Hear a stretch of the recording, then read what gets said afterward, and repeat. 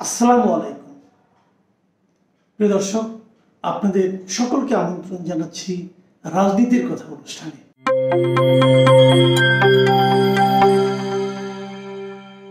আজ 30শে আগস্ট, এই দিবসটাকে আন্তর্জাতিক গুম দিবস হিসাবে সারা দুনিয়াতে পালন করা হয়। গুম দিবস মানে আসলে ওভাবে ঠিক গুম দিবস না, মানে গুমের শিকার ব্যক্তিদের স্মরণে আন্তর্জাতিক দিবস। এবং এই মানে দিবসটা যে পালন করা হচ্ছে সেই বিষয়টা কিন্তু খুব বেশি যে আগের থেকে হচ্ছে তা কিন্তু না। 2010 সাল থেকে একটা international convention for protection of all persons against enforce disappearance এরকম একটা সম্মেলন হয়েছিল। সেখানেই 30শে আগস্টকে এই গুমের শিকার যারা হয়েছে যে সমস্ত ব্যক্তি তাদের স্মরণে একটা আন্তর্জাতিক দিবস হিসেবে ঘোষণা করা হয়। এবং ইন্টারেস্টিং যে আমাদের দেশে কিন্তু তার আগের বছর থেকে মোটামুটি গুমের একটা হিসাব আমরা পাই। 2009 মানে এই সরকার ক্ষমতায় আসার পরের বছর থেকে মোটামুটি একটা গুমের একটা হিড়িক যেন শুরু হয়ে যায়। এবং এ ব্যাপারে হংকং ভিত্তিক একটা প্রতিষ্ঠান আছে, এশিয়ান হিউম্যান রাইটস কমিশন। ওরা একটা হিসাবও করেছে। ওদের হিসাব অনুযায়ী 2009 সাল থেকে 2022 সাল পর্যন্ত আমাদের দেশে 623 জন ব্যক্তি গুমের শিকার হয়েছে। এদের মধ্যে 84 জনের মৃতদেহ উদ্ধার করা হয়েছে এবং জীবিত ফিরে এসেছেন বা পরবর্তী সময়ে গ্রেপ্তার দেখানো হয়েছে এমন সংখ্যা হলো 383 জন এবং 3 জনের বিষয়ে কোনো তথ্য পাওয়া যায়নি। তবে বড় গুম যেটা মানে যে গুমটা দিয়ে আসলে মানে রাজনৈতিকভাবে গুমের যে প্রয়োগটা, এটা আমরা প্রথম দেখলাম, বড় আলোচিত হলো 2012 সালে বিএনপির কেন্দ্রীয় নেতা ইলিয়াস আলীর গুম হওয়ার ঘটনার মধ্য দিয়ে। এর আগেও কিন্তু আপনারা মনে করতে পারবেন যে একজন বিএনপির একজন কমিশনার ছিলেন, বিএনপি সমর্থিত চৌধুরী আলম, তিনিও ঢাকা থেকে গুম হয়ে যান। তবে আমি যদি ইলিয়াস আলীর ঘটনাটা বড় করে ধরি তাহলে সেটা 2012 থেকে কিন্তু শুরু হলো এবং 2013 এবং 14 সালে ওই সময় যে জাতীয় নির্বাচনটা হয়েছিল 14 সালে, সেটাকে কেন্দ্র করে মোটামুটি গুমের একটা হিড়িক লেগে যায়। যাই হোক, হংকং ভিত্তিক যে সংগঠনের কথা বললাম AHRC, তাদের তথ্য বলতেছে যে এর মধ্যে 2009 সালে 3 জন, 2010 সালে 19 জন, 2011 সালে 32 জন, 2012 সালে 27 জন, 2013 সালে 54 জন, 2014 সালে 39 জন, 2015 সালে 68 জন, 2016 সালে 97 জন, 2017 সালে 90 জন এবং 2018 সালে 98 জনকে গুম করা হয়। তারা সবাই গুম হয়ে যায়। এখন এই যে গুমের তালিকাগুলো বেরোচ্ছে, গুম নিয়ে কিন্তু অনেক আলোচনা হয়েছে এবং কারা করছে গুম, অভিযোগ র্যাবের বিরুদ্ধে আছে। এবং এই যে 2021 সালে যে ডিসেম্বর মাসে যে র্যাবের বিরুদ্ধে যে আমেরিকান স্যাংশনটা আসে, সেটা কিন্তু গুম এবং বিচার বহির্ভূত হত্যার অভিযোগের কারণে আসে। কিন্তু ইন্টারেস্টিং বিষয় হলো যে জাতিসংঘের কিছুদিন আগে এই বছরের 14 আগস্ট জাতিসংঘের মানবাধিকার বিষয়ক যে ওই সময়কার যে হাই কমিশনার ছিলেন মিশেল বেশলেট, তিনি ঢাকা সফরের সময় এই গুমের বিষয়টি নিয়ে সরকারের সঙ্গে আলোচনা করেন এবং তারা সরকারকে 76 জনের একটা তালিকা দেয়, দিয়ে বলে এই লোকগুলি গুম হয়ে গেছে। এবং পুলিশ তারপরে সেগুলি অনুসন্ধান করা শুরু করে। তারা বলে এর মধ্যে 10 জনের খোঁজ পাওয়া গেছে এবং বাকি অনেকের ব্যাপারে পুলিশ মানে খোঁজ পাওয়ার জন্য তাদের আত্মীয় স্বজনের সঙ্গে যোগাযোগ করে এবং আত্মীয় স্বজন উল্টো অভিযোগ করে এই পুলিশ নাকি তাদেরকে হয়রানি করছে। যাই হোক, এখন মূল যে বিষয়টা যে এই গুমগুলি নিয়ে আজকে মানে 31 তারিখে মানে হিউম্যান রাইটস কমিশন, যুক্তরাষ্ট্র ভিত্তিক যে অনুষ্ঠানটা হিউম্যান রাইটস ওয়াচ, এই হিউম্যান রাইটস ওয়াচ আজকে ওরা একটা বিবৃতি দিয়েছে এবং তারা বলেছে যে বাংলাদেশের নিরাপত্তা বাহিনীর হাতে গুমের ঘটনা তদন্তে একটি স্বাধীন কমিশনকে সহায়তা করার জন্য জাতিসংঘের প্রস্তাব সরকারের গ্রহণ করা উচিত। মানে জাতিসংঘ একটা প্রস্তাব দিয়েছিল যে এই যারা গুম হয়ে গেছে তাদের তদন্তের জন্য একটা স্বাধীন কমিশন করা হোক এবং তাদের যে নীতিমালা তার অধীনে করা হোক, কিন্তু সরকার সেটাকে গুরুত্বই দিচ্ছে না। এবং হিউম্যান রাইটস ওয়াচ আজকে এটা নিয়ে বেশ বড় একটা বিবৃতি দিয়েছে। হিউম্যান রাইটস ওয়াচ বলেছে যে বাংলাদেশের নিরাপত্তা বাহিনীর হাতে গুমের ঘটনা দেশটির কর্তৃপক্ষ বারবার অস্বীকার করে আসছে। তারপর উল্টো তারা প্রহসনমূলক দাবির পুনরাবৃত্তি করে বলে আসছে যে নিখোঁজ ব্যক্তিরা আত্মগোপনে আছেন।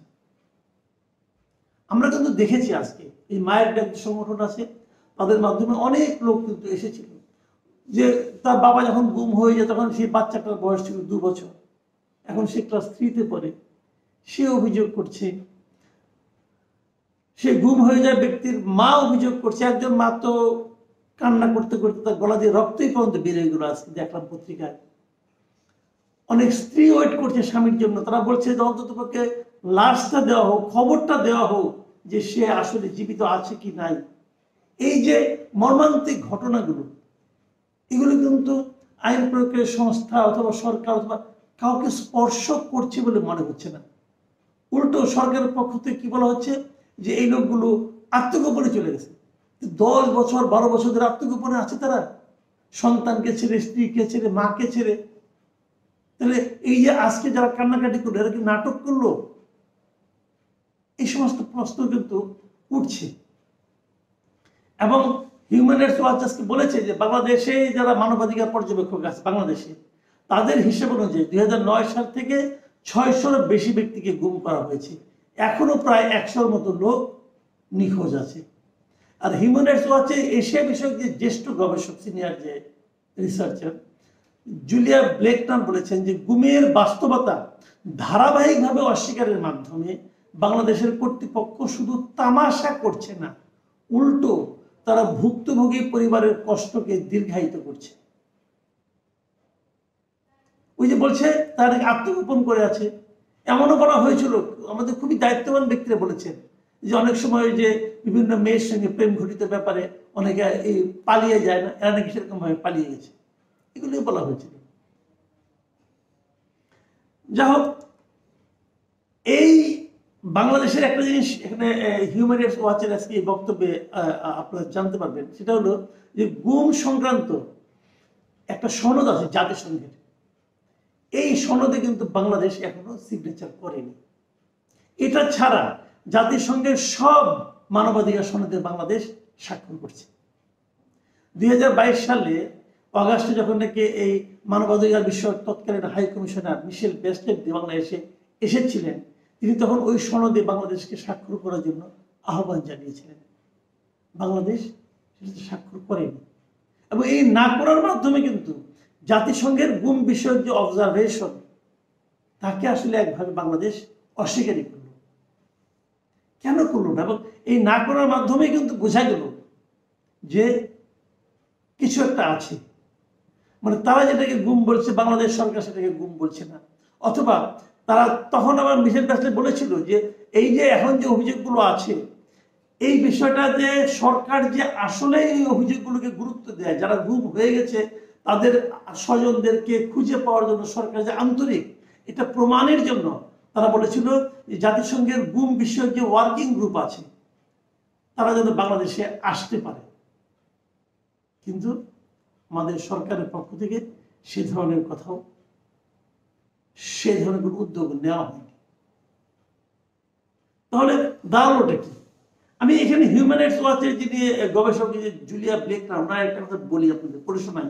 উনি কি বলেছেন যে বাংলাদেশ সরকার যদি নিপীড়ক বাহিনীর উপর থেকে মানবাধিকার সংক্রান্ত নিষেধাজ্ঞা তুলে নেওয়ার ব্যাপারে আন্তরিক থাকে, মানে যাদের উপর নাকি নিষেধাজ্ঞা আছে র্যাব, তাদেরকে এই হিউম্যান রাইটস ওয়াচ কিন্তু নিপীড়ক বাহিনী করছে। ভেবে দেখুন, এটা কিন্তু আমাদের জন্য ইনসাল্টিং। যে যদি আন্তরিক থাকে তাহলে জবাবদিহির ব্যাপারে তার দৃঢ় পদক্ষেপ নেওয়া উচিত।